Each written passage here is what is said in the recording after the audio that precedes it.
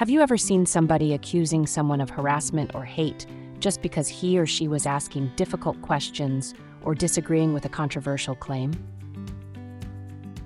This is a form of scrutiny suppression that's especially subtle and harmful. Let's explore it to find out why and what we can do to spot this behavior.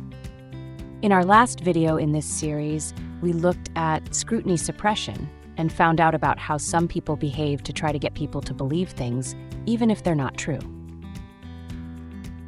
Go and check that video out if you haven't seen it already, then come back to this one.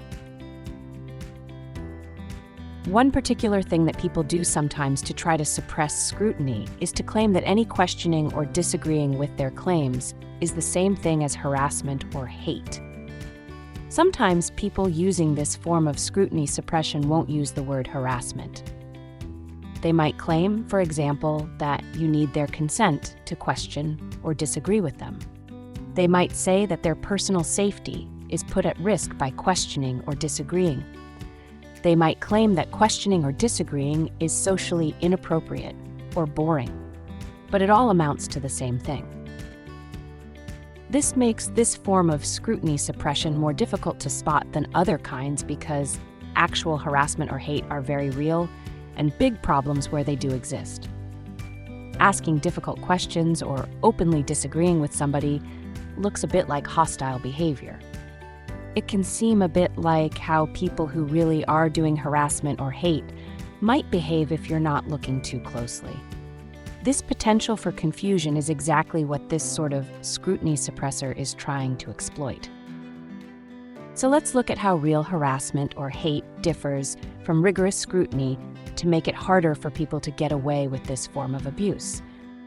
Harassment is where a person interferes with someone's life so much that it becomes oppressive.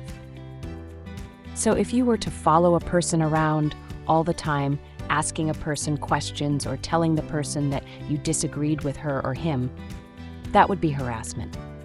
Even just going up to somebody minding her or his own business and saying, "Hey, you, answer my questions," would be inappropriate.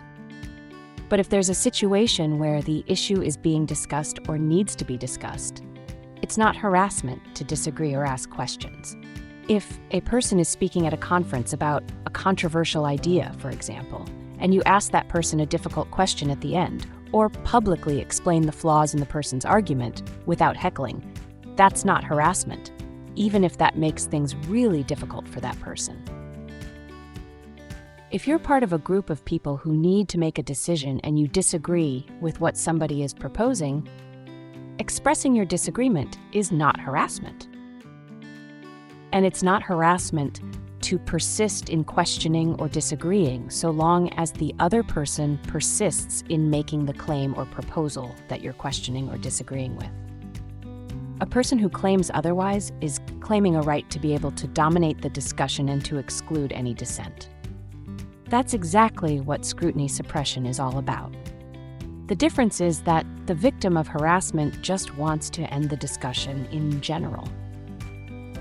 The scrutiny suppressor wants to end your input into the discussion, but keep making her or his own point at the same time. The victim of harassment wants to be left alone. The scrutiny suppressor wants to prevail. Hate, in the sense relevant here, is where someone is hostile to a particular person or group because of who they are, not what they've done. Questioning or disagreeing on its own is never hate.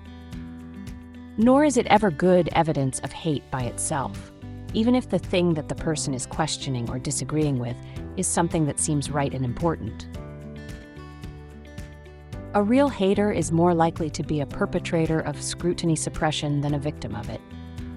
After all, if a person is making claims motivated by hate rather than because there's a real reason to believe them to be true, those claims are not likely to be able to withstand much scrutiny. Responding to haters by doing anything other than using reasoning to demonstrate that their claims are bad makes it much easier to get away with hate. That's because it makes it much harder to distinguish between claims based on reason and claims based on hate. Anyone making a claim based on reason should have no problem explaining that reason when questioned. asking open, probing questions about a claim that somebody has just made is never harassment or hate. For example, why do you say that? Can you explain? Can you be specific? What is the evidence for that? How is that claim consistent with this? How did you test that? If somebody ever becomes hostile or ever accuses you of harassment or hate for asking that sort of question, you can be confident that the person is a scrutiny suppressor and shouldn't be trusted. It's only natural to want to avoid conflict, and you shouldn't go out of your way to get involved in conflict just for the sake of it. But sometimes there's a real disagreement that needs to be resolved. Going too far in trying to avoid conflict, to the point of trying to stop questioning or open disagreement, can often allow the most dishonest or abusive people to prevail, and that's far worse than the conflict that's being avoided.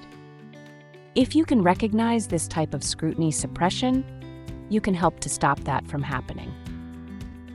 Have you come across any examples of this form of scrutiny suppression?